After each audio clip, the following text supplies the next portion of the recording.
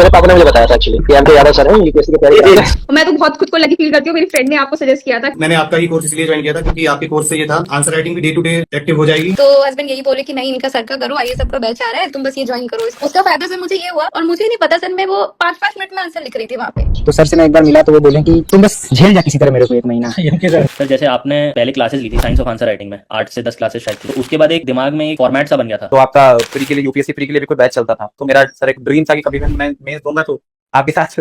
तो सिलेक्शन दिलाया वो आइए सभी का। Sir mains answer writing sir मैंने आपका कोर्स ज्वाइन किया था 2024 में। सर मेरा बेसिक मटेरियल केवल आपका था सर। लॉजिक ये तक मैं आपको पहले से जानता था। फिर मुझे एमके सर के बारे में पता चला। आपकी मैंने क्लासेस देखे हुए थे यूट्यूब पे। मैं आईएएस से एसोसिएटेड थी। I would say thank to the IAS team. The IAS hub नाम की कोचिंग है एमके यादव सर की। यादव सर के बारे में जानकारी मिली। मैंने आईएएस सबसे यूपीपीसीएस प्रीमियम बैच ज्वाइन किया था। आईएएस हब आइए सबकी वेबसाइट पर यूपीपीसीएस टॉपर्स की आंसर कॉपीज फ्री में उपलब्ध हैं। उन्हें आप हमारी वेबसाइट से डाउनलोड करके आंसर राइटिंग सीखें और अपनी रैंक सुनिश्चित करें। नमस्कार साथियों, मेरा नाम शशांक गौरव है और इस बार की बीपीएससी 17वीं में मैंने ऑल इंडिया रैंक 2 प्राप्त किया है। बहुत ही खुशी का क्षण है और इसी के साथ साथ मैं आप सबों के साथ इस वीडियो में अपनी जर्नी, अपनी एजुकेशन बैकग्राउंड और अपनी फैमिलियल कंडीशन और इन सारी चीज़ों के बारे में आपसे बात करूंगा। सबसे पहले तो मैं आपको बताना चाहता हूं कि मेरा जो पैतृक निवास है वो छपरा जिला बिहार राज्य के अंदर आता है और मैंने अपनी प्रारंभिक शिक्षा दैट इज़ 12th और 10th वहीं से करी है। और उसके बाद मैंने स्नातक की पढ़ाई जो कि ग्रेजुएशन होती है और वो हमने रामजस कॉलेज दिल्ली यूनिवर्सिटी से 2021 में पूरी करी। उसके बाद मैं दिल्ली शिफ्ट हो गया और मैंने अपनी पूरी की पूरी प्रिपरेशन जो है वो दिल्ली रहकर की है। खासकर मैं कहूँ तो मैंने दिसंबर 2021 या जनवरी 2022 से मैंने अपनी प्रिपरेशन की जर्नी पूरी शुरू की, जिसमें मैं मेनली कुछ एग्ज़ाम से फोकस करता था। यूपीएससी और बीपीएससी के एग्जामिनेशन, बिहार से आने की वजह से हमारे लिए 2 बड़े एग्ज़ाम्स होते हैं, एक यूपीएससी और एक बीपीएससी। तो भगवान की दया से दोनों के दोनों एग्ज़ाम्स मैंने क्लियर किए हैं। एक यूपीएससी के एग्जामिनेशन मैंने जब सीएसई मैंने अटैम्प्ट किए तो मेरे 3-4 अटैम्प्ट्स में मेरे प्रॉब्लम्स आए। 2 मैंने मेंस लिखे और 2 में मैं प्रीलिम्स भी क्लियर नहीं कर पाया था। लेकिन साथ ही साथ 2024 के central armed police forces assistant commandant examination में मुझे ऑल इंडिया रैंक 57 आई थी। ये भी एग्ज़ाम यूपीएससी द्वारा ही कंडक्ट होती है और बहुत ही खूबसूरत एक पैटर्न के साथ कंडक्ट होती है जहाँ फिजिकल और सारी चीज़ें आपको करना होता है। लेकिन चलिए अब बात करते हैं बीपीएससी की, जहाँ पे वो जो दूसरी बड़ी एग्ज़ाम जो हम बिहार वासियों के लिए होता है वो है बीपीएससी। तो हाल ही में आए रिज़ल्ट में 20 जून को आए रिज़ल्ट में मेरा रैंक 2 आया है। तो मैं इसी के नाते मैं आपसे ये बात करना चाहता हूँ कि कैसे इस पूरे के पूरे एग्ज़ाम जर्नी को मैंने जिया है और क्या क्या मैंने उन ख़ास चीज़ों को किया है जिससे आप भी एग्ज़ाम क्रैक कर सकते हैं और एक टॉपर बन सकते हैं। तो सबसे पहले बात करते हैं कि बीपीएससी का पैटर्न कैसा होता है और बीपीएससी के पैटर्न में आपको क्या क्या चीज़ें करनी होती हैं खासकर। तो बीपीएससी एक एग्ज़ाम है जो कि बिहार पब्लिक सर्विस कमीशन के द्वारा कंडक्ट कराई जाती है। उसमें आपको 3 स्टेजेस पार करने होते हैं। पहला प्रीलिम्स और दूसरा मेंस और तीसरा interview. Similarly like UPSC but थोड़े से पेपर्स इसके मेंस में कम होते हैं। जैसे प्रीलिम्स में आपके पास 150 क्वेश्चन आएंगे और मेंस में आपके पास 2 जीएस के पेपर्स आते हैं, एक ऐसे आता है और एक कंपलसरी लैंग्वेज पेपर आता है और एक एमसीक्यू बेस्ड ऑप्शनल पेपर आता है। ये 5 पेपर्स आपको देने होते हैं और इसके बाद आपके पास आती है इंटरव्यू। अब एक एक करके इन तीनों स्टेजेस के डिफरेंट रिसोर्सेज के बारे में क्या क्या रणनीति अपनाई जानी चाहिए उस पर मैं बात करता हूँ। सबसे पहली बात कि प्रीलिम्स की जो एग्जामिनेशन होती है उसमें 150 क्वेश्चन आते हैं, जिसमें मैथ्स के 10 क्वेश्चन इंक्लूडेड होते हैं और जो मेजर चंक होता है वो 3 सब्जेक्ट्स का होता है, that is Bihar special, science और करंट अफेयर्स। ये 3 वो क्वेश्चन हैं जिनको मिला के लगभग 70 से 80 क्वेश्चन है, कभी कभी 90 क्वेश्चन भी होते हैं। तो ये तीनों चीज़ आपकी बहुत अच्छे से की जानी चाहिए और साथ ही और भी सब्जेक्ट्स होते हैं जैसे पॉलिटी, इकोनॉमी, हिस्ट्री और छोटे छोटे और सब्जेक्ट्स मिसलेनियस जैसे डिफेंस के कुछ क्वेश्चन 1-2 पूछे जाएंगे या साइंस एंड टेक के क्वेश्चन पूछे जाएंगे खासकर। तो इन सारे क्वेश्चंस को मिला के लगभग 150 क्वेश्चन का एक पेपर तैयार होता है जो आपके सामने प्रीलिम्स के रूप में आता है और आप उसे सॉल्व करते हैं। तो एग्जामिनेशन में लगभग कट ऑफ 95, 91, 92 के आसपास जाती है हर बार। तो आपको क्या तैयारी करनी चाहिए कि आपका प्रीलिम्स क्लियर हो पाए? चलिए इसके बारे में बात करते हैं कि जो प्रीलिम्स है वो एक एमसीक्यू बेस्ड टाइप क्वेश्चन है, इसमें नेगेटिव मार्किंग है और खासकर मैं आपको बताना चाहता हूं कि इस बार 72वीं बीपीएससी के पैटर्न से आपको रूबरू कराता हूँ कि वहाँ पे एक 5वां ऑप्शन भी इंक्लूड किया गया है, जहाँ पे आप अगर क्वेश्चन नहीं कर रहे हैं तो आपको गोला भरना पड़ता है। तो ये एक नई इनोवेशन है जो कि आई है बीपीएससी की तरफ से।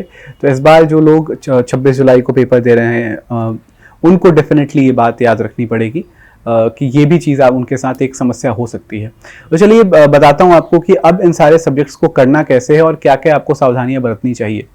देखिए, बीपीएससी का जो एग्ज़ाम है वो बहुत ज़्यादा इन्फ्लुएंस्ड है यूपीएससी से और यूपीपीसीएस से, और इसके कुछ खास अपने पैटर्न है जो कि 10 क्वेश्चन मैथ्स डालेगा आपके साथ और आपको उसको सॉल्व करना होगा। मेरे जनरली 10 के 10 क्वेश्चन सही होते थे, इसलिए मेरा प्रीलिम्स एक बार ही ख़राब हुआ है और एक बार मैंने क्लियर किया है। तो मैं आपको ये कह सकता हूँ कि वो 10 क्वेश्चन आपके नॉन नेगोशिएबल हो जाते हैं, जहाँ पे आपको 10 के 10 क्वेश्चन कंप्लीट करने होंगे और सही से कंप्लीट करने होंगे, वहाँ पे नेगेटिव मार्क्स नहीं लेना होगा। इसके बाद अगर आप देखेंगे तो आपके साइंस 11th और 12th की एनसीईआरटी से आपको करनी है, साथ ही साथ आपको उन साइंस की किताबों का प्रैक्टिस ठीक ठाक होना चाहिए। बहुत सारे लोग बोलते हैं कि लूसेंट की जनरल साइंस यूज़ करें या घटना चक्र यूज़ करें। मैं मानता हूँ कि आज भी वो किताबें थोड़ी बहुत रेलेवेंट हैं, पूरा किसी भी किताब का रेलेवेंस ख़त्म नहीं होता। लूसेंट को अगर आप देखना चाहें तो आप उसके लिस्ट्स निकाल सकते हैं, जो भी साइंस के पूरे बुक में एनसीईआरटी से ही डिराइव्ड जो उन लोगों ने टेबल और मैप्स डाले हुए हैं या डायग्राम्स डाले हुए हैं, आप उसे डेफिनेटली एक्सट्रैक्ट कर सकते हैं अपने रिवीजन के लिए, क्विक रिवीजन के लिए, ताकि आपको बार बार ना बनाना पड़े। और घटना चक्र को मैंने एक अलग नज़रिए से देखने की कोशिश की। मैंने केवल उसके क्वेश्चन नहीं सॉल्व किए, केवल उसके एग्जाम्पल्स नहीं देखे, केवल उसके एक्सप्लेनेशन नहीं देखे, बशर्ते मैंने ये देखा कि अगर डिफरेंट कमीशंस के जो बुद्धिजीवी वर्ग बैठ के अगर कोई क्वेश्चन बना रहे हैं, अगर कोई भी चैप्टर, लेट्स से कोई एक चैप्टर जैसे लाइट, साइंस की फिजिक्स की चैप्टर है एक लाइट, वहाँ पे अगर बहुत सारे बुद्धिजीवी मिलके किसी खास टॉपिक पे बहुत ज़्यादा एम्फेसिस डाल रहे हैं, एग्जाम्पल के तौर पे अगर हम देखें जो साइंस है उसमें 30 क्वेश्चन आ रहे हैं, और इसमें सबसे बड़ी कहानी ये हो जाती है कि अब आपको याद कैसे करना है, आपको रिवाइज कैसे करना है। अब सारी चीज़ें तो आप याद नहीं कर सकते, कुछ ना कुछ आपको वही हिटिंग चीज़ें याद करनी पड़ेंगी जो आपको एग्जाम में हाई यील्डिंग टॉपिक्स के तौर पे काम करें। ये हाई यील्डिंग टॉपिक्स आप घटना चक्र को देख के लगा सकते हैं। आप उसे क्वेश्चन सॉल्व करने पे ना जाएं, रादर आप ये करें कि आपके पास जो भी टॉपिक्स उसमें दिख रहे हैं, जो बार बार रिपीटेड टॉपिक्स हैं, आप उसकी लिस्ट बनाइए कि इस चैप्टर से मुझे ये 5 टॉपिक्स डिफरेंट कमीशंस में, डिफरेंट स्टेट कमीशंस में, पीसीएस कमीशंस में आपके पास आपको दिख रही है कि इसी टॉपिक से क्वेश्चन पूछे गए हैं। उनकी एक लिस्ट बनाएं और उन्हीं सारे टॉपिक्स को उस चैप्टर के अंदर पढ़ें। इससे पहली चीज़ क्या होगी कि आपका एक सिलेबस कम हो जाएगा, और दूसरी चीज़ ये होगी कि आपका रिवीजन तेज हो जाएगा। तो इस तरीके से आप साइंस को टैकल कर सकते हैं घटना चक्र से ही एक लिस्ट निकाल के। अगर आपको इसी प्रैक्टिस करनी है तो एक ऐप आती है PYQ247, उसके थ्रू आपको PCS ऑल इन वन करके एक उन लोगों ने कोर्स लॉन्च कर रखा है, वहाँ पे आप क्वेश्चन सॉल्व कर सकते हैं। क्योंकि आप जब पढ़ेंगे तो आपको चीज़ें याद हो जाएंगी, इसकी क्या गारंटी है? इसकी गारंटी आपको पता तब लगती है जब आप क्वेश्चन को सॉल्व करते हैं। तो क्वेश्चन सॉल्व करने के लिए आप इस ऐप का जरूर यूज़ कर सकते हैं, जो कि बहुत ही ईजी रेट्स में और ईजी कोर्सेज में उन लोगों ने इस चीज़ को बना रखा है एक ऐप फॉर्मेट में। तो सबसे बड़ी बात ये है, बहुत ही हैंडी हो जाता है, आप चीज़ों को सॉल्व कर पाते हैं। सेकेंडली अगर आप देखें तो बाकी सारे सब्जेक्ट्स, चूँकि मैंने यूपीएससी की तैयारी भी साथ साथ करी थी, तो मेरे बाकी जो कोर सब्जेक्ट्स हैं जैसे पॉलिटी, इकॉनमी और हिस्ट्री और ये सारी चीज़ें, वो बहुत ही अच्छे से प्रिपेयर्ड थी, उनका रिवीजन बहुत अच्छे से हो जाता था। अब उसका रिवाइज कैसे करेंगे, मैं आपको बोल रहा हूँ, जब रिवीजन अच्छे से हो जाता था, इसके पीछे एक वजह है कि मैंने सारे जो किताबें थी उनको पढ़ के उसके शॉर्ट नोट्स बना लिए थे। एग्ज़ाम के पहले मेरी पूरी पॉलिटी 30 पेजेस की एक नोट्स थी जो कंप्लीट कर देता था। इकॉनमी लगभग 70 या 80 पेज की एक नोट्स मैंने बना रखी थी, फाइनल नोट्स, जो मुझे एक बार पढ़ने के बाद बहुत सारे कंसेप्ट ब्रशअप हो जाते थे। हिस्ट्री के मैं नोट्स नहीं बनाता था, मुझे हिस्ट्री की किताबें अच्छी लगती तो मैं उन्हें नॉवेल की तरह पढ़ता था बार बार। और इसके अलावा अगर आप देखेंगे तो बिहार की जो बिहार स्पेशल है, इसके लिए मैं क्राउन पब्लिकेशन की किताब यूज़ करता था, जिसके मैंने शॉर्ट नोट्स बना लिए थे कि महज 18 पेजेस की नोट्स थी मेरी बिहार स्पेशल की। और उसके बाद अगर आप देखेंगे तो फिर रह जाती है हमारे पास करंट अफेयर्स। तो करंट अफेयर्स के लिए क्या होता है कि हम 2 तरीके की मैगजीन्स यूज़ करते हैं।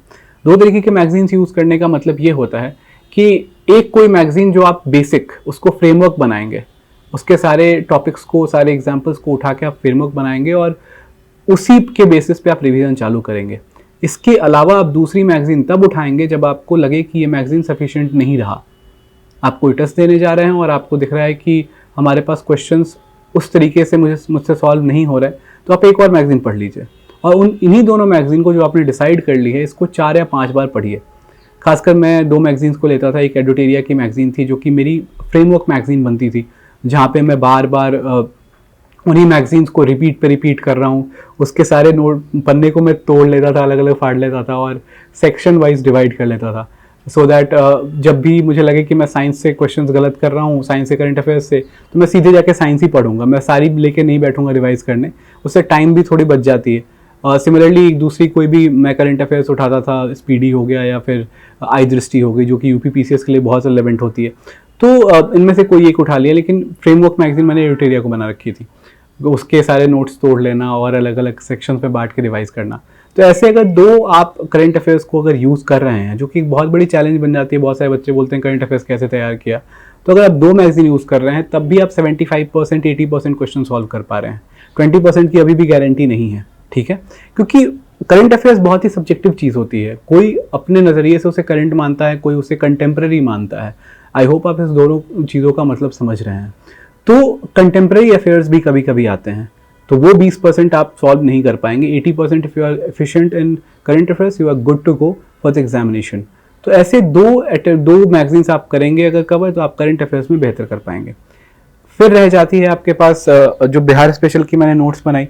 बिहार स्पेशल की नोट्स इस तरीके से मैं बनाना था कि मैंने 6-7 मैप्स बना रखे थे। एक बार बिहार की ज्योग्राफी, बिहार का सॉयल, बिहार की रेनफॉल पैटर्न, बिहार के सारी चीज़ें, और उसी तरीके से बिहार के सारे मिनरल्स, सब मैप्स पे मैंने इकट्ठे कर रखे थे। और मैप्स पे ही मैंने डिफाइन कर रखा था कि ये क्वेश्चन ऐसे है तो इस कैमूर में क्या क्या चीज़ें मिलती हैं। उसके बाद अगर आप देखेंगे तो आपके पास मुंगेर साइड पे क्या है, क्वाजाइट रॉक्स हैं, साउथ में विंध्यन आर्कियन रॉक्स हैं। इस तरीके से आपको सारे रॉक्स का डेफिनेशन भी मैंने तैयार कर रखा था। तो मैंने जनरली मैप का यूज़ किया था उस नोट्स में, to revise things, to make things very pictorial and very easy to grab. तो ये सारी चीज़ें वहाँ पे थोड़ी ज़्यादा कोशिश की गई कि बिहार स्पेशल का जो करंट अफेयर्स है या बिहार स्पेशल की जो स्टैटिक है, दोनों बहुत ही सुलभ हो मेरे लिए और बहुत ज़्यादा ईजी हो टू रिवाइज। क्योंकि आप इतने दिनों से अगर एक ही चीज़ पढ़ते जाते हैं तो आप बोर होने लगते हैं उस चीज़ से। अगर वो इंटरेक्टिव बना के अगर आप नहीं रखेंगे और पिक्टोरियल नहीं बना के रखेंगे तो आपको चीज़ें याद नहीं होंगी। बहुत बार ऐसा हुआ है कि आपको कोई चीज़ किसी कॉर्नर पे लिखी हुई छोटी सी चीज़ याद आ जाती है क्योंकि वो पिक्टोरियल मेमोरी में चली जाती है आपकी, रादर दैन बार बार उसको रगड़ के और बार बार देख देख के याद करने से बेहतर है कि कॉर्नर में लिखा है और पिक्चर बनाया हुआ है तो आपको चीज़ें याद हो जाएंगी। सो ये अगर आप कर रहे हैं for Bihar special map work, अगर आप कर रहे हैं मैप वर्क के बेसिस पे आप नोट्स बना रहे हैं तो आपके लिए बहुत ज़्यादा आसान हो जाता है बिहार स्पेशल को पूरा करना। उसके लिए मैंने क्राउन पब्लिकेशन की किताब यूज़ करी थी और उसके अलावा प्रवीण सर की उनकी एडुटेरिया के पेज पे और प्लेलिस्ट पे जो उनकी वीडियोस थी उसको मैंने बहुत शुरू में उसका फ्रेमवर्क नोट्स बनाया था। सिमिलरली अगर आप उसके बाद देखेंगे तो हमारे पास अब सीधे जो सबसे बड़ी चुनौती है वो मेंस आ जाती है। और मेंस की अगर मैं आपको पैटर्न की बात करूं तो उसमें 5 पेपर्स हैं। सबसे बड़ा ऐसे सोचते हैं लोग कि ऑप्शनल से बहुत डरते हैं, बट ऑप्शनल बीपीएससी में जो ऑप्शनल है वो बहुत ही क्वालिफाइंग नेचर का होता है। आपको 100 क्वेश्चंस में से 40 क्वेश्चन सही करने होते हैं फॉर जनरल कैटेगरी, और इसी तरीके से डिफरेंट कैटेगरी का इसी हिसाब से कम होता जाता है। सिमिलरली इसके बाद आपके पास GS1 का पेपर आता है, फिर GS2 का पेपर आता है। इसी क्रम में आपके पास एक हिंदी कंपल्सरी पेपर आती है, साथ ही साथ आपके पास एक ऐसे का पेपर आता है। ऐसे में चॉइस होती है आपको हिंदी या इंग्लिश, आप कुछ भी लिख सकते हैं। तो ये 5 पेपर्स आपके मेंस के लिए होते हैं। इनमें से 3 पेपर्स के मार्क्स जो हैं वो जुड़ते हैं, that is GS1, GS2 and ऐसे। तो इन 3 पेपर्स के मार्क्स की कट ऑफ इस बार 445 गई है और उसी हिसाब से देखा जाएगा कि कितने मार्क्स किसके आए हैं। अभी मार्कशीट रिलीज़ नहीं हुई है तो मैं आपको मार्क्स तो बता नहीं सकता, डेफिनेटली मैं आपको कमेंट बॉक्स में पोस्ट कर दूंगा। सेकेंडली अगर आप देखें तो अब इन तीनों पेपर्स को कैसे टैकल किया जाए, क्योंकि यही है एलिफेंट इन द रूम और यही चीज़ें बाद में जुड़ के इंटरव्यू के मार्क्स के साथ आपकी फाइनल मेरिट तैयार होती है। और जिसके बेसिस पे, जैसा सेक्रेटरी सर ने कहा कि मुझे 592 मार्क्स आए हुए हैं जो कि सेकेंड हाईएस्ट है और सिर्फ 1 मार्क कम है फ्रॉम द टॉप। तो इस तरीके से मैं कह सकता हूँ कि अब ये तीनों सब्जेक्ट्स की, तीनों पेपर्स की तैयारी कैसे करें। तो GS1 के लिए, GS2 के लिए और ऐसे के लिए कोई ना कोई लोग जनरली मेंस गाइडेंस प्रोग्राम देते हैं। मैं भी उस चीज़ से अछूता नहीं हूँ। मैंने एडुटेरिया का मेंस गाइडेंस प्रोग्राम लिया था और वहाँ पे मैंने पेपर 1 जो उनकी नोट्स थी वो बहुत ही क्वालिटी नोट्स थी मुझे मिली। और मुझे लगा कि मैं इसको फ्रेमवर्क बना लेता हूँ, इस पर कुछ कुछ चीज़ें अपनी ऐड कर लेता हूँ। तो मैंने उनके नोट्स उठाए GS1 के और उनके टेस्ट रेगुलरली मैं लिख रहा था। तो मेंस में लिखना और नोट्स बेहतर होना ये बहुत ज़्यादा इंपॉर्टेंट हो जाता है।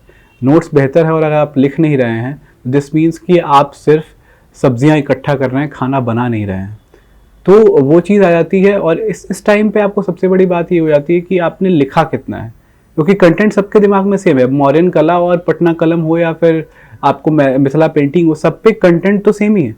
GS1 में सबसे बड़ी बात ये आ जाती है कि आपके पास जो नोट्स हैं और आपका लिखना, ये दोनों चीज़ बहुत इंपॉर्टेंट बन जाता है। बहुत सारे लोग ऐसे हैं जिनके नोट्स तो बहुत ही एनरिच्ड हैं पर उनका जो लिखने का तरीका है या लिखने का जो पैटर्न है वो बहुत ज़्यादा अच्छा नहीं हो पाया है। तो वही होती है ना कि मैं अभी भी बोल रहा था आपसे कि आप सब्जियां इकट्ठा कर चुके हैं पर सब्जी बनानी आपको नहीं आती है। ये थोड़ी ऐसी कोलोकियल टर्म्स में मैं बोल रहा हूँ, पर इस एनालॉजी को समझिएगा कि हमारे पास नोट्स बहुत ज़्यादा एनरिच्ड हो सकते हैं, बहुत ज़्यादा अच्छे हो सकते हैं हमारे पास नोट्स, लेकिन अगर उन्हें हम एग्जाम हॉल में प्रोड्यूस ही ना कर पाए तो इस चीज़ से बचने के लिए आपको नोट्स तो बनाना ही है, नोट्स याद तो करना ही है फॉर पेपर इन मेंस, लेकिन उसी के साथ साथ सबसे बड़ी बात यह आती है कि आपको प्रेजेंट कैसे करना है ये आपको जानना है। और ये प्रेजेंटेशन ही आपको टॉपर बनाती है, ये प्रेजेंटेशन ही आपके एग्जाम्स को पास कराती है। क्योंकि प्रेजेंटेशन में दो तरीके के बच्चे होते हैं, एक जो एक स्टूडेंट बनते हैं, आइडियल स्टूडेंट बनते हैं, और एक एग्जामिनर्स स्टूडेंट बनते हैं। ये दो चीज़ें हैं, दोनों को समझने की कोशिश कीजिएगा। एक आइडियल स्टूडेंट वो होगा जो बेस्ट से बेस्ट आंसर लिखेगा, बेस्ट से बेस्ट तरीके की चीज़ों को ऐड करेगा और कोशिश करेगा कि उसे ज़्यादा मार्क्स आएँ। वो लोग भी जनरली सफल होते हैं। लेकिन इसके अलावा एक और तरीके के बच्चे होते हैं जो एग्जामिनर्स माइंडसेट के साथ पेपर को लिखते हैं और एग्जामिनर के लिए पूरा का पूरा पेपर आसान बनाने की कोशिश करते हैं। तो जो एग्जामिनर्स स्टूडेंट है वो ऑब्वियसली थोड़ा ज़्यादा मार्क्स लेके आ सकता है। कैसे? एग्जामिनर्स स्टूडेंट एग्जामिनर्स के लिए चीज़ों को बहुत ज़्यादा easy to read and easy to understand and easy to mark बनाएगा। स्पेशली डिफरेंट बॉक्सिंग करके डायग्राम्स बनाएगा, एग्जाम्पल्स देगा, मैप्स क्रिएट करेगा, बॉक्सिंग करेगा साइड से सो दैट मैप्स बहुत लेजिबल दिखाई दें, एक बहुत अच्छी हैंड राइटिंग के साथ वो लिखेगा पेपर को। तो ये सारी चीज़ें उसे बाकियों से एज देती है, इसलिए वो प्रोबेबली थोड़ा और बेहतर मार्क्स ला पाता है। तो एग्जामिनर्स स्टूडेंट होने के लिए आपकी हैंड राइटिंग ठीक होनी चाहिए, तेज लिखते वक्त भी आप अच्छा लिखें, आपकी अंडरलाइनिंग ठीक होनी चाहिए, जो चीज़ आप हाईलाइट करना चाहते हैं वो आप दिखा पाएं, बॉक्सिंग कीजिए, स्टारिंग कीजिए, ये सारी चीज़ें आपको डेफिनेटली हेल्प करेंगी to be that examiners student जिसको वो थोड़े ज़्यादा मार्क्स देता है। ठीक है। थर्डली अगर हम देखें तो जो सेकंड पेपर है GS2 का पेपर वो थोड़ा डायनेमिक है। GS1 का पेपर जिसमें कि हिस्ट्री और डेटा इंटरप्रिटेशन DI 72 मार्क्स की ये सब आते हैं, वो स्टैटिक पेपर बन जाता है जिसका नोट्स आप अपने हिसाब से भी तैयार कर सकते हैं। मैंने एक एडिटोरिया की मदद ली थी जहाँ की नोट्स बहुत ही ज़्यादा मुझे रेलेवेंट लगी थी। मैंने उसे फ्रेमवर्क की तरह यूज़ किया और बढ़ा लिया अपनी चीज़ों को, सारे उसके इन्फॉर्मेशन उसमें ऐड कर लिए, जो भी मुझे नए टेस्ट में इन्फॉर्मेशन मिले मैंने उसको ऐड करके बेहतर कर लिया अपने नोट्स को। सेकेंड पेपर के लिए मैंने नोट्स उनके भी यूज़ किए और थोड़े नोट्स खुद भी बनाए, क्योंकि कुछ डायनामिक पार्ट वहाँ से मिल गई थी और कुछ डायनामिक पार्ट के नोट्स मुझे अपने खुद से बनाने पड़े, क्योंकि यहाँ पे पॉलिटी, साइंस एंड टेक और बहुत सारे इकोनॉमिकल क्वेश्चंस और ये डिफरेंट नए करंट अफेयर से क्वेश्चंस भी आ जाते हैं पेपर 2 में, दैट इज GS2 में। तो ये सारी चीज़ें अगर आप कर रहे हैं, ये डायनामिक नोट्स बनाना, डिफरेंट एग्जाम्पल्स लिखना, डिफरेंट डेटा स्टैट्स ये सब इकट्ठा करना, तो डेफिनेटली आप GS2 को भी अच्छे से ओवरकम कर पाएंगे, जिसमें कि GS2 में हमें मार्क्स कम मिलते हैं जनरली में GS2 में मार्क्स कम मिलते हैं। मार्क्सशीट आएगी तो मैं आपको बताऊंगा।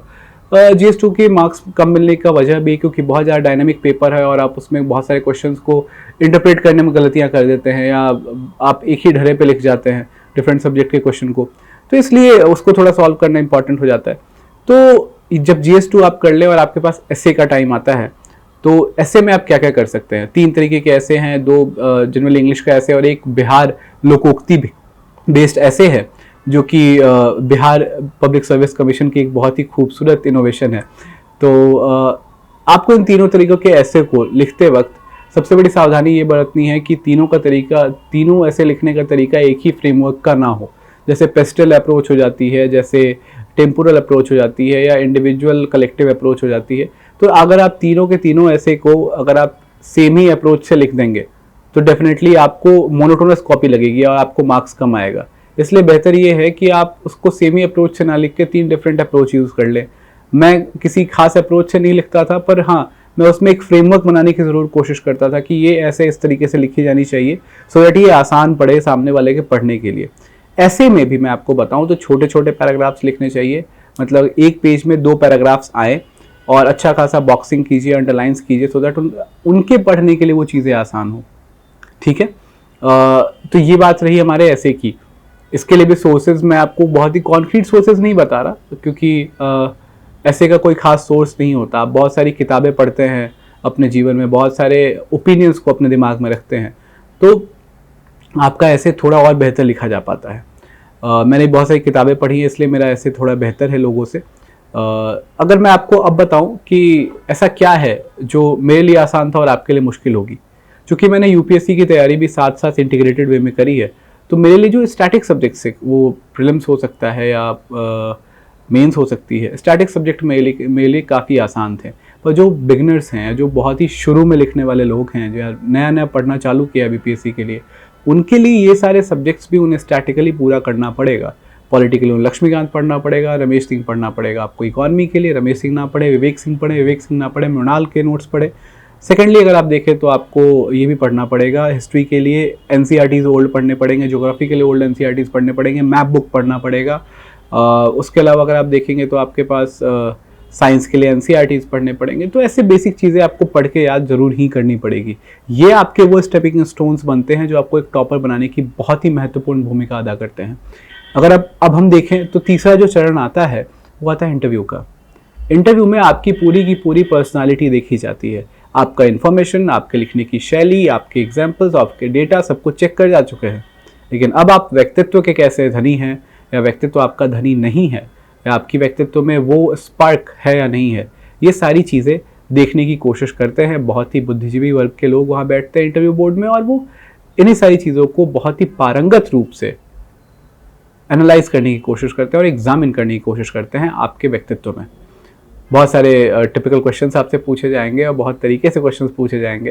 तो ये अगर आप चीज़ देखते हैं तो आपको अपने व्यक्तित्व को बढ़ाना होगा। अगर आप बहुत सारे ओपिनियंस को समा के और एक अच्छी ओपिनियन जनरेट कर सकते हैं, आप अपने एग्जाम्पल्स को बहुत ही अच्छे तरीके से कोलोकियली यूज़ कर सकते हैं, आप बात करते वक्त घबराते नहीं हैं, आप किसी खास सेटअप में बैठ के नर्वस नहीं होते, अगर ये सारी चीज़ें आपके अंदर हैं तो डेफिनेटली आप एक व्यक्तित्व के धनी इंसान हैं।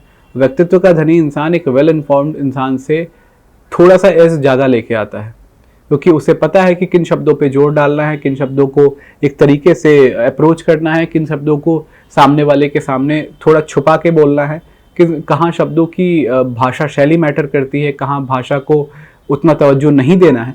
तो ये सारी चीज़ें एक अच्छा व्यक्तित्व वाला इंसान समझता है और एक अच्छी कम्युनिकेशन खासकर लोगों में जो डेवलप होती है वो अगर किसी के अंदर डेवलप्ड है तो वो उसके लिए काफ़ी आसान हो जाता है इंटरव्यू में बैठना।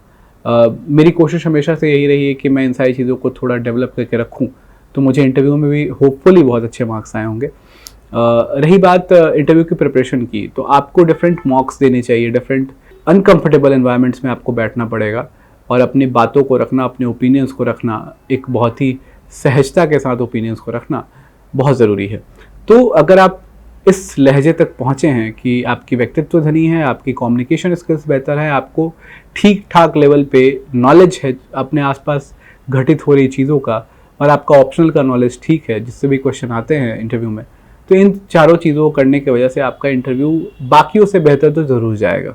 ठीक है, फिर हमारे पास रह जाती है कि अब मैंने बाकियों से अलग क्या किया ताकि मैं आपके सामने एज टॉपर बैठा हुआ हूँ रैंक 2 के साथ।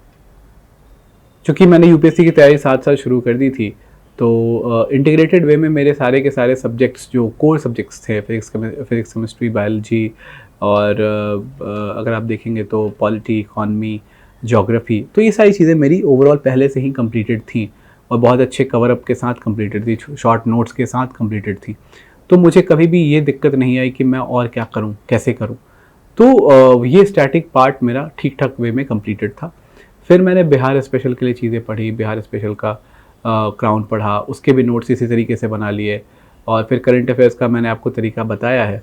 तो ये सारी चीज़ें मैं बहुत ही हैंडी वे में कर पा रहा था, क्योंकि मेरे पास यूपीएससी में अपियर होने का और बीपीएससी में अपियर होने का या और भी एग्ज़ाम्स में अपियर होने का अच्छा खासा अनुभव है। तो उस अनुभव के साथ मैं इन सारे क्वेश्चंस को सॉल्व करता था, 2 से 3 राउंड में पेपर्स को सॉल्व करता था, ताकि मेरी जो चीज़ें हैं, मेरे जो क्वेश्चंस हैं, वो मैं बार बार पढ़ के कंफर्म कर पाऊँ कि मैं क्या वाकई में लिख रहा हूँ। ठीक है, तो ये लेवल तक अगर आप पहुँचते हैं तो आपका प्रीलिम्स बहुत ही आसानी से हो जाएगा, और मैं यही तरीके यूज़ करता था। सेकेंडली, अगर मेंस लिखना है तो मेंस का सबसे बड़ा अगर आप हथियार जानेंगे तो आपको लिखना है, और लिखते वक्त आप ये सोचिए कि सामने वाला क्या इसको सामने वाला पढ़ के आपको अप्रूव करेगा कि आपने एक अच्छी बात लिखी है। अगर आपको खुद को अप्रूवल नहीं आ रही है तो शायद आप कमज़ोर कर रहे हैं अपने पूरे के पूरे आंसर स्क्रिप्ट को। तो बेहतर ये होगा कि जब भी आप आंसर स्क्रिप्ट लिखें तो उसे 2-3 लोगों से जांच करवाएं, और समझदार लोगों से जांच करवाएं जो आपको फॉल्स होप्स ना दें, आपके लिए बहुत ही क्रिटिकल हों, आपके लिए वही शब्द वही बातों का यूज़ करें जो आपको सुधारने के लिए ज़रूरी है। तो यहाँ तक अगर आपने मेंस को सबसे पहले इस तरीके से जांच करने की कोशिश की, अपने क्वेश्चंस के अपने आंसर्स को एक आइडियल आंसर बनाने की कोशिश की, with the perspective of being a student who is examiners student, then you are good to go in mains. एक और चीज़ अगर आप देखेंगे तो मेंस में सबसे बड़ी बात आ जाती है प्रेजेंटेशन। एग्जामिनर स्टूडेंट बनने की जो मैं बात कह रहा हूँ, वहाँ प्रेजेंटेशन भी एक बहुत ही रोचक तरीके से किया जा सकता है। मॉडर्न कला में अगर आप वो पिलर बना रहे हैं, उसके ऊपर शेर बना रहे हैं, तो वो चीज़ें आपको थोड़ा ज़्यादा रोचक कर देंगी पूरे के पूरे सिस्टम को देखने के लिए। थर्डली, आपका मैंने इंटरव्यू को अच्छे से इसलिए टैकल किया क्योंकि मेरी पब्लिक स्पीकिंग स्किल्स ठीक हैं और कम्युनिकेशन ठीक है। मैंने इसे कॉलेज के दिनों में होन किया था, तो इन स्किल्स के होने के कारण मैं बहुत ज़्यादा घबराता नहीं हूँ किसी सेटअप में। कोशिश करता हूँ कि ना घबराऊँ, और भगवान की दया से मैं घबराना थोड़ा कम हो गया है। मैं भी घबराता हूँ आपकी तरह से, पर अब घबराना कम हो गया है, और चीज़ों को मैं कोशिश करता हूँ कि इतनी ज़्यादा सिंपल रहें बात करते वक्त, इतनी कोलोकियल शब्दों में, इतनी आसान शब्दों में बात की जाए कि कोई भी लाग लपेट ना हो और कोई भी ऐसी कॉम्प्लिकेशन ना हो बातों में। तो थोड़ा आसान करने की कोशिश होती है मेरी भाषा को भी और भाषा शैली को भी, साथ ही साथ बात करने का एक जो आइस ब्रेकिंग टेक्निक होता है वो भी। तो ये कम्युनिकेशन मेरी बेहतर रही, और पर्सनालिटी आपकी इस बात से बनती है कि आप किस एटीट्यूड के साथ किसी जगह पे बैठे हैं, और क्या आप किसी जगह पे बैठे हैं तो उस जगह की भाव भंगिमा और गरिमा को अपने अंदर सोख के उसी तरीके का माहौल में ढल के आप चीज़ों को ला पाते हैं या नहीं अपने चेहरे पे, या उसी तरीके की बातें कर पाते हैं या नहीं अपने चेहरे पे। क्योंकि ये जो एक इसको कह सकते हैं कि थोड़ी डिप्लोमेटिक स्किल है कि आप किसी भी जगह पे बैठते हैं, वहाँ के पूरे वातावरण के भाव भंगिमा को शोक लेते हैं अपने अंदर और फिर उसी लहजे में बात करते हैं। तो ये बहुत ही एक ज़रूरी स्किल है जो आपको भी सीखनी चाहिए, जो मैंने कोशिश करी थी। इसके बाद एक सबसे बड़ी अगर आपको टिप देनी हो तो मैं आपको टिप ये दूंगा कि जब आप शुरू करें, 72वीं की तो एग्ज़ाम आ रही है, उन लोगों के लिए भी हम बात करते हैं इसके बाद वाले सवाल में, पर जिन बच्चों ने अब शुरू करना है 73वीं के लिए या 74वीं के लिए, सबसे बड़ी बात क्या आती है, अगर आप शुरू करें तो शुरू करते वक्त आप लगाइए 20 दिन या 30 दिन और बैठ के एक एक क्वेश्चंस को, एक एक वीडियोस को, स्ट्रैटेजी वीडियोस को, एग्जाम्पल्स को, सब कुछ देखिए और अपना एक टेलर मेड एग्जाम्पल, अपना एक टेलर मेड स्ट्रैटेजी तैयार कीजिए। और अब वो तैयार की हुई स्ट्रैटेजी कभी भी नहीं बदलेगी, एक पूरे साइकिल के होने के बाद ही बदलेगी अगर उसमें कोई कमियां रह गई तो इतने सारे स्ट्रैटेजी वीडियोस को देखने के बाद आपकी एक स्ट्रैटेजी तैयार हो। 20-25 दिन लगाइए इस तरह चीज़ों को करने में, इस पूरी एक्सरसाइज को करने में, और फिर एक पूरे साइकिल में उसी स्ट्रैटेजी पे काम कीजिए। और अगर आप उस स्ट्रैटेजी को बहुत अच्छे तरीके से फॉलो कर लेते हैं तो मैं आपको इस बात की गारंटी ज़रूर दूंगा कि आप प्रीलिम्स लेवल तो क्रॉस कर जाएंगे। मेंस में फिर भी और भी टेक्निकलिटीज़ हैं जिसको आपको पढ़ के, लिख के और सॉल्व करके करना होगा।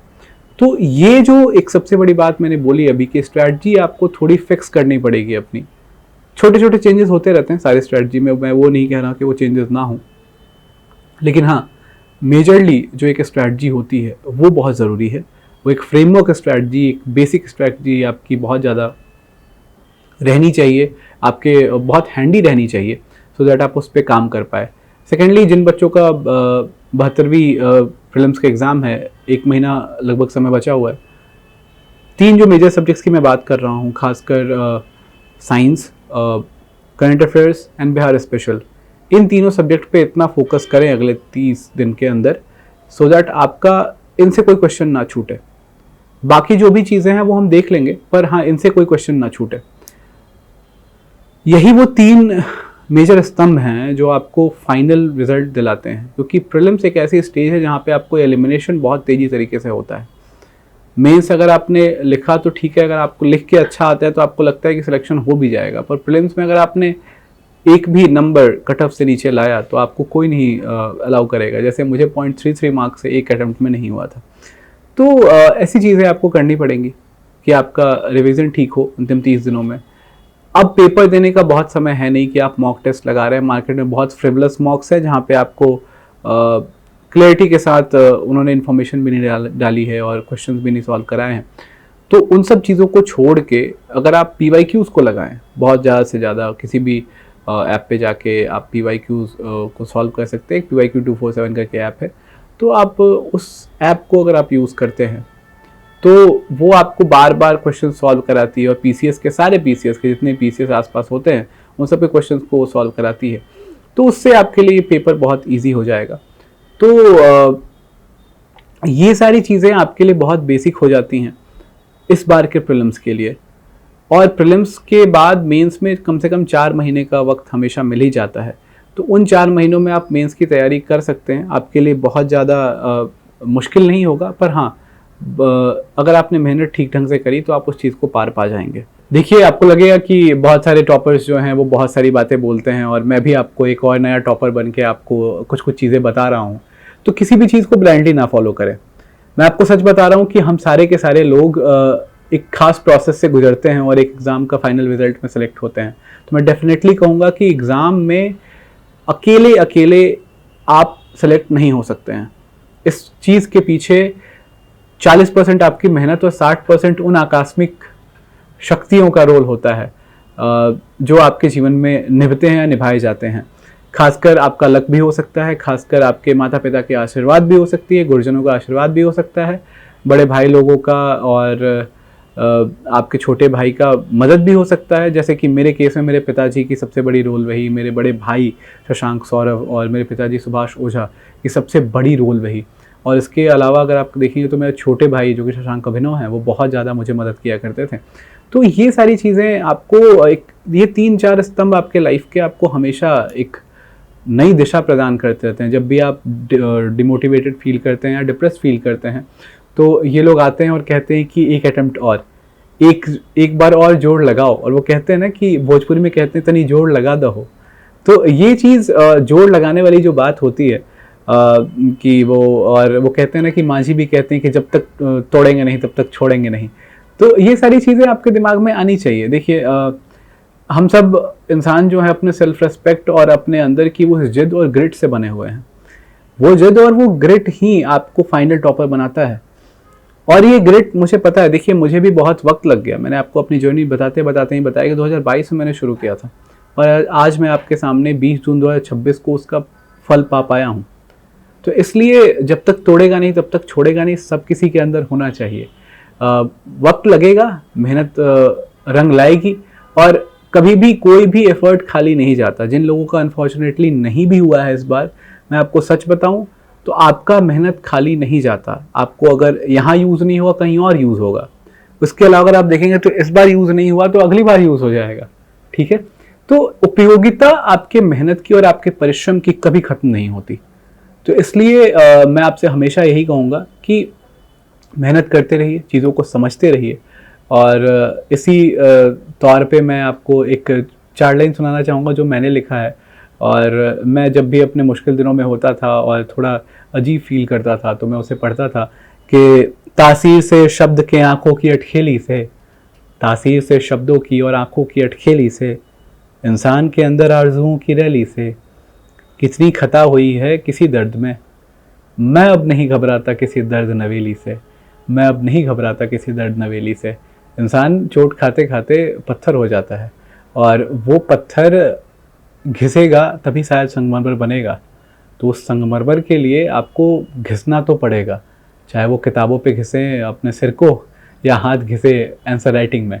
तो ये बहुत ज़रूरी हो जाता है कि आपको इतनी मेहनत और इतनी आरजुओं की ज़िद ज़रूरी है। फिर वही बात आ जाती है कि हम कैसे देखें हम अपने ज्ञान को, जो मैं बात कर भी रहा था कि आप महसूस करते करते या एहसासों को भूलते भूलते लड़ते लड़ते पत्थर हो तो जाते हैं। पत्थर होने के प्रोसेस में आपके पास ज्ञान आता है, और ज्ञान जो है वो कभी भी खाली नहीं जाता। मैं आपको ज़रूर कहूँगा कि यूपीएससी में 4 बार मैंने यूपीएससी के अटेम्प्ट दिए हैं और 2 में मैंने मेंस लिखे और समझिए तो 4 में असफल रहा, लेकिन वो जो ज्ञान था वो बीपीएससी के एग्ज़ाम में यूज़ हुई। और मैं आप सबों के सामने प्रभु श्री राम की दया से बैठा हूँ आज दूसरा रैंक लेके और सेकंड टॉपर बन के बीपीएससी जैसे एग्ज़ाम में, जहाँ लगभग 5 लाख बच्चे एग्ज़ाम देते हैं। तो मैं आपके सामने जीता जागता उदाहरण हूँ कि ज्ञान कभी व्यर्थ नहीं जाता, और ज्ञान आपको कहीं ना कहीं ज़रूर रंग लाता है। और शायद मेहनत का सबसे बड़ा सुगंध भी यही है कि वो कहीं ना कहीं रंग बन के चमकता है। तो इस रंग को अगर हम देखेंगे तो कभी रैंक 1 बनाता है, कभी रैंक 2 बनाता है, कभी रैंक 3 बनाता है, या जो भी टॉपर्स बनाता है। तो ये सबसे बड़ी खूबसूरती है आपके परिश्रम की, जो आपको बहुत ही तरीके से करना चाहिए, बहुत ही समझ के साथ करनी चाहिए और बहुत ही तल्लीनता के साथ करनी चाहिए। एक और बात मैं आपको कह दूं कि जितनी ज़्यादा एक्टिवली आप पढ़ाई करेंगे, बस पढ़ने के लिए मत पढ़िए, आप चीज़ों को एग्ज़ाम के लिए पढ़िए। क्योंकि मैं डेफिनेटली जानता हूँ कि मुझसे बहुत ज़्यादा पढ़े लिखे लोग हैं बाहर दुनिया में, और मुझसे ज़्यादा जानने वाले लोग भी होंगे। बहुत ही ह्यूमिलिटी के साथ मैं इस बात को स्वीकार करना चाहता हूँ कि मैं वाकई में उनसे ज़्यादा नहीं जानता हूँगा, लेकिन हाँ, फिर भी उन चीज़ों की उपयोगिता जानते हुए पढ़ना, ये सबसे बड़ी बात हो जाती है किसी भी एग्जामिनेशन में, कि आप एग्ज़ाम निकालने के लिए पढ़ते हैं, पढ़ने के लिए नहीं पढ़ते हैं। तो ये इस बात की भी ध्यान रखें। साथ ही साथ आपको समझना भी पड़ेगा कि इन सारी चीज़ों का रेसिपी आपको एक इंसान बनाता है, एक एग्जामिनर से स्टूडेंट बनाता है, जो बहुत ही खूबसूरत तरीके से वैसा कॉपी लिखता है, वैसी बातें करता है जो एग्जामिनर्स को पसंद आए, ताकि आपको उस हिसाब से मार्क्स मिल सके और आप एक टॉपर बन पाए। देखिए, बहुत सारे लोगों के मन में ये भी ख्याल आ जाती है कि कितना घंटे पढ़ना है, और अब मैं एक टॉपर हूँ और मैं कह दूँ कि 20 घंटे पढ़ाई करता था, तो वो भी एक अतिशोक्ति होगी। इसलिए मैं कहना चाहूँगा कि there is no limit to study if you are studying with the quality time. If you are sitting for 18 hours, probably you would be giving the efficiency of 60 to 70%. कोई भी बच्चा जो 17 घंटा, 18 घंटा या 15 घंटा पढ़ने की क्लेम कर रहा है या सिटिंग दे रहा है लाइब्रेरी में, वो शुद्ध सिटिंग है, वो पढ़ाई नहीं है। रादर आप अगर 6 घंटे या 8 घंटे इस तल्लीनता के साथ पढ़ें कि उस 8 घंटे आपको कुछ भी याद ना आए, और उसी क्वालिटी टाइम के साथ आप पढ़ाई करें। यही वो क्वालिटी टाइम है जहाँ आपको फ़ोन नहीं याद आए, आपके दोस्त संगी साथी नहीं याद आ रहे, और आप वो अपने पूरे दिन का 1/3 हिस्सा, 24 घंटे का 1/3 यानी 8 घंटे आप अगर शुद्ध पढ़ाई करते हैं, तो आप उस कंसंट्रेशन को ज़रूर भुना पाएंगे अपने फाइनल एग्ज़ाम में।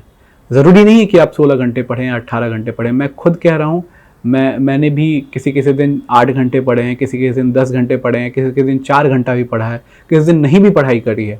मैं मूवियाँ भी देखता था, मैं गाने भी सुनता था, मैं कविताएं भी लिखता हूँ, कविताएं सुनता भी हूँ। तो मैं आपको डेफिनेटली ये बात बता सकता हूँ कि ऐसा ज़रूरी नहीं है कि बहुत ज़्यादा किसी खांचे में बंध जाना और किसी खास घंटे का मार्क पूरा करना आपकी पढ़ाई का हिस्सा होगा।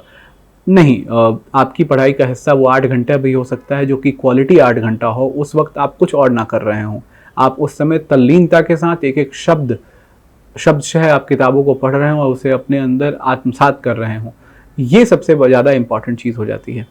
साथ ही साथ अगर आप देखेंगे तो जब मैं डिप्रेस होता था तो मैंने अपने लिए कुछ शुगल ढूंढ रखे थे। शुगल होती हैं हॉबीज़, आप मतलब ईजी टर्म्स में आप उसे हॉबीज़ समझ सकते हैं। तो शुगल मेरे गीत गाना, गीत सुनना, कविताएं लिखना, या कभी कभी चेस खेल लेना, या फिर टहल लेना, ये सारी चीज़ें मुझे ज़्यादा आसान करती थी। और इस जर्नी में मुझे लगता है कि ये 4-5 चीज़ें मेरी साथी संगाती थी जो मुझे बहुत हेल्प करती थी अपनी जर्नी को ज़्यादा आसान और सुचारू और सॉफ्ट बनाने के लिए, जो कि अक्सर ये तैयारी बहुत हार्ड और हार्श हो जाती है, किसी के दिल और जहन और दिमाग पे बहुत गहरा असर छोड़ के जाती है। तो मुझे बहुत शुक्रगुज़ार हूँ कि इस जर्नी में मैंने अब ये जो 4-5 संगाती के नाम लिए, कविताएं लिखना, गाना सुनना, लिखना, ये सारी चीज़ें।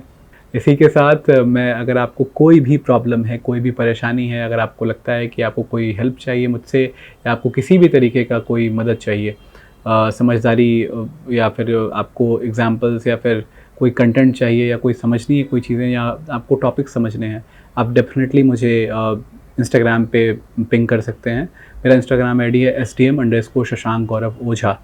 तो आप डेफिनेटली आप इस आईडी पे मुझे मैसेज कर सकते हैं, SDM_शशांक गौरव ओझा। ठीक है, इसके साथ ही हम इस वीडियो को यहीं रोकते हैं।